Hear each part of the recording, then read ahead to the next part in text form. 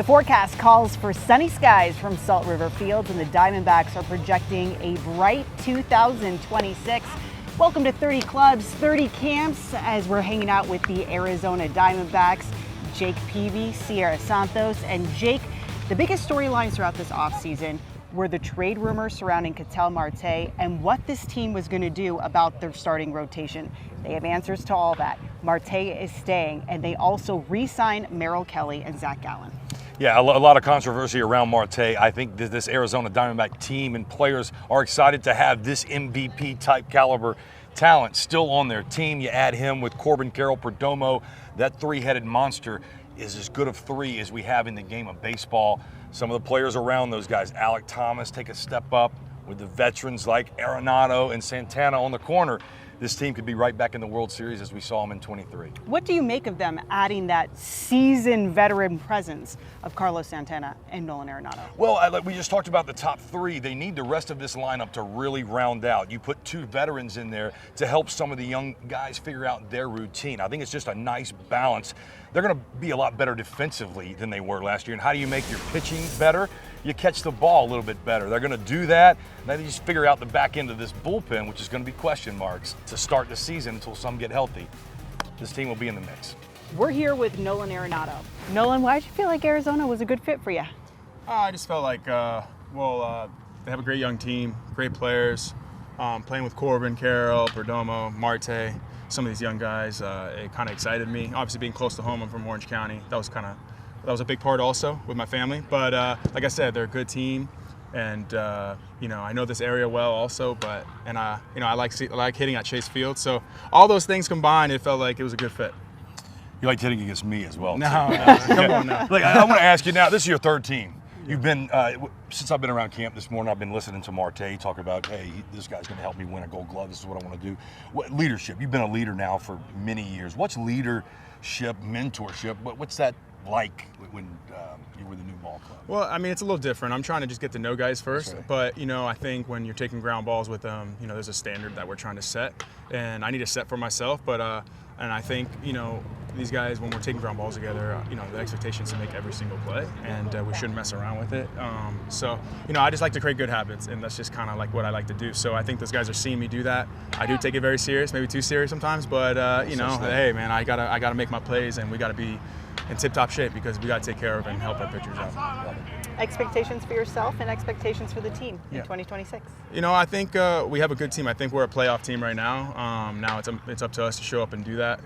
We could talk about all we want, but we got to do it. And for myself, I have high expectations. I usually keep the goals to myself. Maybe I'll share them after the season if I reach them, but they're always hefty, and that ain't going to change until I'm done playing. I'm a father. I've got little boys that want to be where you're at. There's kids all the way up through big leaguers watching this show. Baseball advice from Nolan Arenado. Well, I would say have fun, work hard, and I think one of the main things that I've learned that I wish I would have known when I was a young kid is being okay to fail. I wish when I was taking ground balls as a young minor leaguer or a high schooler, when I make errors, trying different plays, I wouldn't be so self-conscious about it. When you're working and practicing, you should be okay missing the ball as long as you're trying to extend your range and do things that are hard, and be okay with failing at that time, because as you do it more and more, you're going to get better at it, and then when the games start, your instincts take over and you just become a better player. Nolan, you're the best. Thanks so much. Thank for you doing guys. this. I appreciate you. Thank you. Appreciate you. A sigh of relief as former NL Rookie of the Year Corbin Carroll could return in time for opening day after breaking his right hamate bone. Relievers AJ Puck and Justin Martinez are slated to be back mid-season, while ace Corbin Burnes could also be back around the All-Star game. Here he is with Jake Peavy. All right, I'm here with Corbin Burnes, Cy Young Award winner Corbin Burnes. Great to see you, buddy. First off, the world wants to know how you feeling. You healthy? First off, thanks for having me. I'm feeling good. Arm's feeling great. Should be out the mound here in 3 weeks or a month, so things are going good. I know your personality and you're dying to get out there. Give me some kind of timeline of when you think we'll see Corbin Burnes in a big league field. Yeah, I mean, the initial kind of timeline we put on it was the All-Star break. Things have been trending good, so maybe we can get back a little bit before that, but for sure by the All-Star break. When you do get yourself back, you talk about Zach Gallen, Merrill Kelly, Ryan Nelson, Brandon Pfaut's in this rotation. It's 5 names I just talked about that you got to feel really good. Speak on your stablemates. Absolutely. We had a great offseason bringing both Merrill and Zach back. I think starting pitching was something last year we talked about. The other day we had 4 guys throw 150 innings, and I was one of those that only threw like 70. So the fact that we had some guys step up and throw a ton of innings and kind of take a little bit of load off the bullpen was huge. But having those guys back, creating that stable presence in the rotation, and hopefully we get everyone firing on all cylinders and we can get after it this year. I watched you last year have a lot of success against a team in your division that is the back-to-back world champions. As a veteran guy who goes out and handles the Dodgers the way I watch you do, how do you move that message on to your young kids? Because, we all know when you face Shohei in that lineup, it can be overwhelming at times mentally. What's your message to the team when you go out and do that stuff and try to get them to believe? What's the recipe? I'm not asking you to give me the secrets to beating the Dodgers, but what's the recipe for success mentally to go out there and not get beat mentally? Yeah, obviously one through 9, there's guys in that lineup that can swing it. So it's all about your preparation going into it. How do you prepare? How can you go in and execute your plan? They're all human beings in that lineup. They all got ways they can get out. So find those ways in your scouting reports. Try to exploit those the best you can. Limit the mistakes. Obviously, you put guys on base and you put 2 or 3 guys on for Shohei or Freddie to come to the plate, they're going to beat you. So minimize the mistakes, attack your game plan, and go out there and just trust your stuff. All right, look, you're a veteran. You understand what leadership is. You guys have added 2 veterans, Santana, Arenado. What's it been like having those 2 around? It's been awesome. I've faced Nolan for my entire career, getting to play him first with the Rockies and then for many years in St. Louis. Just I think what he brings to this team is that that veteran leadership that you talked about, having that clubhouse presence. We got a lot of young infielders that could learn a lot from both Arenado and Santana, and just how those guys go about their business is awesome. So the energy those guys bring, just being in the game for 14, 15 years is incredible in itself. So, we're happy to have those guys and their veteran leadership. They can help us out a lot. That's right. Veteran leadership is a real thing. Corbin, always a pleasure, buddy. Appreciate it. Pulling for you. While D-backs pitching is on the mend, the offense can post with the best in the league. Who will lead the 2026 D-backs in F-WAR? Geraldo Perdomo, Corbin Carroll, Ketel Marte, or another player. When it comes to offensive trios, you would have been hard-pressed to find a stronger big 3 in 2025 than Ketel Marte, Corbin Carroll, and Geraldo Perdomo. Domo enjoyed a breakout season, finishing 4th in NL MVP voting. Domo, you led all NL position players in WAR last season, but you said you don't pay attention to the stats. Sometimes I do, sometimes yes, sometimes no. I pay attention on the scoreboard. That's the most important thing. And when you're looking, well, I knew it because the people post it on Twitter. I mean, I don't have Twitter, but you have a burner account where you like to look at everything and then write back to mean fans. No. That's not for me. That's not for you. Yeah. But you are paying attention to one of your new teammates. You said that Nolan Arenado looks like he's 28. He definitely looked like the way he been moving in camp, the way he been swinging. He's a young Arenado. So I love him. So 28, 29. What if you want to. What is he teaching everyone? His mentality, his dedication, how he played the baseball, how he handled the ball in the infield. It's a little bit about everything. I've been having fun with him so far. Okay, I'm going to take it off the field. You went on your first vacation as a big leaguer. I'm sure you went on little mini vacations when you were a kid, right? But your first, a little bit. Okay, but your first big vacation, tell me, where did you go? I went to Dubai. How was it? Amazing. I fly from Dominican to New York to Dubai. I fly in Emirates. Okay, wow. Did you fly first class? First class, the best one. Okay, wow. You have your own suite, right? I know, yeah. What was that like? Amazing. I told you, I fell asleep for like 7 hours. It was like a 16-hour total, and the flight attendant was like touching me every single time. Like they bring a lot of food on the plane. And don't you get your own pajamas? I get everything. It was a big experience for me, honestly. I think that's why that was the reason I want to go there. To take the flight? Yeah. Okay. It was fun. Domo, you are the emotional heartbeat of this team. You are responsible for getting guys up, when things may not be going right. How much do you enjoy that role? And how do you continue to make that part of your priority this season? I feel it's part of my personality, you know. I always say at work, we come to the field to have fun. We come to the field to make the fans happy. And even if we had tough moment at home, we got to forget about and, you know, play good baseball and play fun baseball. You know, I try to put a smiling to every my team in his face, even if it's tough day for them. Yeah. You know, I just try to let them know, like, hey, come on, it's okay. This happens sometimes. And, you know, try to be a goofy guy sometimes. You pick everyone up when they're feeling down. Even if I feel down, you know, I don't show to anyone because that's how I am. You know, I don't want when my people see me sad, you know, things gonna be like, you know, up and down. But for me, most important is keep those guys going. All right, World Series, then straight to Italy. See. Manager interviews are presented by Sage, the official finance software partner of Major League Baseball. The Snakes are alive as we welcome you back to 30 clubs, 30 camps at Salt River Fields. This offseason, the D-backs first inked Michael Soroka to their starting rotation, but the upcoming season brings a sense of familiarity. The D-backs reunite with Zach Gallen and Merrill Kelly in free agency and hope to get ace Corbin Burnes back in July. Jake caught up with Merrill. All right, Merrill, no little setback here to start camp. First off, how you feeling? What's the prognosis? We're still trying to figure that out, honestly. Done a bunch of tests. Everything's come back clean, which, as you know, is sometimes a good thing and sometimes frustrating because we're on to the next step, I guess, back to the drawing board type thing. Feel all right, but yeah, it's day to day, and we're just trying to uncover every stone. I think it says measures about a player when a team that he's formerly been with brings him back, being back. This is your home. Being in Arizona has to be comfortable and familiar for you, and you had to think this team's ready to win. Yeah, no doubt. From what I saw last year, you know, towards the end after I got traded, we'd be, me and my wife would be looking at the standings, and when we were going south in Texas and these guys were going north, a bit of a struggle there emotionally, but these guys were at the forefront. They put their money where their mouth was. They told me right when I got traded that the goal was to have me back, and they showed up big time. Bring you and Zach back, you get Corbin Burnes back the middle of this year, Brandon fought. Got to feel good about your stablemates. When you guys are all healthy, I think you can go with anybody in the league. Yeah, I think so. I think you put us up there with anybody. And obviously Ryan Nelson too, he kind of had a breakout year last year. His stuff is electric. In my opinion, arguably one of the best fastballs in the league.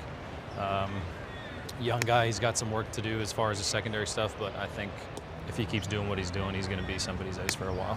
It's a young man's game, Merrill. You've been able to find your way and stay real relevant as an older guy in today's game. Just talk about your journey. Everybody wants to get out of high school and think they're going to college and start, and then they think they're going to the big leagues right out of that. There's a myriad of ways to keep getting better. I just want you to talk a little bit about your journey and the persistence that it takes and just encouraging young people. Yeah, I think that's the beauty of baseball, right? It's not like basketball or football. If you get drafted and you're going straight to the league, there's a lot of time in this game to develop. Just because you're not a big-time prospect out of high school doesn't mean you can't contribute at the highest level.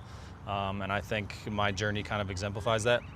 I didn't really kind of start focusing on baseball till a little bit later, probably till my sophomore year of junior college when I had to take a long look in the mirror and really decide what I wanted to do.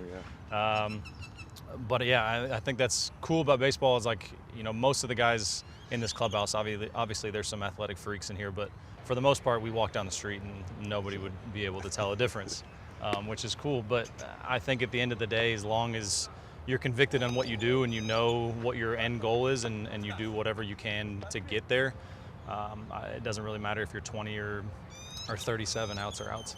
Look, we said it's a young man's game. It's also a veteran's game. Merrill, get healthy and get to work. Appreciate you. Thanks for coming appreciate over. it. Yeah, for sure. From a veteran to talent on the horizon, the D-backs have just one top 100 prospect. Outfielder Ryan Waldschmidt ended the season in Double-A, and his high A Double-A stats in the 2025 season included 18 home runs and 78 RBI.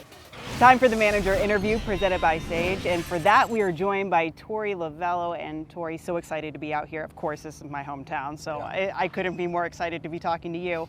But how excited are you to have Nolan Arenado on this team? You heard Geraldo Perdomo saying that he looks like he's 28 years old, but just the impact that he's having on the other guys in the clubhouse. Yeah, first of all, we love when you're here, so welcome home, right? But, you know, I think Mike made it a priority, and we talked about defense this past offseason. Last April and May, and we finally figured some things out in June. We weren't picking up the baseball at the level that we wanted to. Nothing against the guys that we had, but we just figured this was the priority. Nolan Arenado crosses our plate, we jump on him. Santana crosses our plate, they go grab him. So I think we enhanced our defense with really good baseball players that understand the game, and then you add that to Marte and Perdomo, and Perdomo in particular is one of the best in the league. So he finished top 5 in the MVP voting. That's not by accident. He's growing and learning, carries himself like a vet, and we're lucky that he's here. I'm going to just piggyback off what you said. You just named your 3 guys, Perdomo, Marte, Corbin Carroll. Yeah. I think outside of those guys, I don't know if there's any better 3 in the game. But outside of those 3, you just named 2 veterans on the corners. Yeah. I want to know another name or 2 that has to go and has to really take a step up for your lineup to round out and you guys be back in the World Series like you were a few years ago. We want to lengthen our lineup, you're right. 1 through 9 against 1 pitcher every single night. But Corbin's got to get healthy, first of all. We feel strongly he's going to be ready at or around opening day. I think Gabriel Moreno is a key piece, is a key player for us, as is Alec Thomas. So AT's made some swing adjustments. He looks great through the course of spring training. I think getting Gabby healthy and catching as many games as he can possibly catch. The day in Cincinnati was a dark day for us. It was raining, ball skips off home plate, breaks his hand, and I think our record showed that when he's not behind home plate, we really struggle. So a big player for us, healthy, full season. Those 2 guys are the impact players that nobody knows about. That's right. What's it say about Corbin Carroll's motivation that just days after surgery, he was back in here getting in work? Yeah, a couple things about him, right? He broke his hand, he got hit by a pitch last year, and he came back probably a week before he should. He got the word that if he could handle the pain, I can go back out there, and I know he was in pain. So I think he understands how important it is for his name to be in the lineup, set a tone for us. But yeah, I walked out here the next day and he was throwing balls off the wall, the plyo balls off the wall. I'm like, Corbin, what are you doing? He's like, I can't waste the day. That's his mentality. That's what we got to do here. We can't miss the little gaps. Our guys got to go out there and perform. 10 years this will be for you in this seat. First off, nobody keeps a job for 10 years unless you're doing a nice job and a very good one. So a lot of people don't know. See, I played for this man. I know what he brings. And look, you had an interview right after you guys were on that run, and you talked about love in the room. I know who you are and what you're about. And it's a lot of it's love, but you also got to be tough in this seat. I want to know, in a 9-year run, going into your 10th year, you're obviously still learning it. What's your leadership style, or what's something that these young managers can hear you say that you struggled with and now you're better at? Yeah, that's a really good point, right? 10 years is a long time. So I'm grateful, first of all, to ownership and Mike for believing in me enough. And we've had some tough years here, and they stuck with me. So I've just been on this journey to create a culture here. And yeah, we've been in the same dugout. We share some hardware. I say it to you every single time. I will never forget what you guys did for the Boston Red Sox. But at the end of it, we all want to do that. I get motivated by that. But we believe in our pillars: love, trust, commitment, and effort. It's got to start with your heart. It's got to start with just engaging and caring about one another on a level that you've never seen before. You know, I saw the head coach of the Seattle Seahawks say the first thing to his quarterback after the game is, "I love you, man. I love you." And you know what that feels like when you legitimately can connect with somebody like that. You're going to build trust. You're going to have that commitment, and you're going to give the greatest effort. So those are the pillars that we stand on. And yes, my first couple years, I wanted everybody to like me. I was in that stage. Now I have tougher conversations, and it's easier for me. I'm able to go out there and challenge guys and know who you have to kick in the pants, know that you have to push a little bit differently. I'm very versatile, and I want to just make sure that I keep growing and learning. I don't want to sit still. Once you start in love, you can have those conversations. Hard conversations, if they know that your heart's in the right place, you're doing that. And did you hear what he said? What you guys did for Boston? Yeah. That's we, buddy. Oh, I appreciate that. Yeah, I appreciate that. Yeah. Well, I feel like you're right. Sitting down and having a conversation with somebody that you have established a rapport and a relationship with, you can say something that's a little bit more direct, a little bit more challenging. It doesn't throw them off. It's very common for somebody to say, "Hey, man, I appreciate that. I love you," as they leave those tough conversations. That's where we start. I like your chances. Thank you. I appreciate it, Torey. We appreciate your time. I love Skipper. you, bro. Yeah, thank you. Appreciate you guys. I always like our chances too. Yeah, I love it. Thanks, Siera.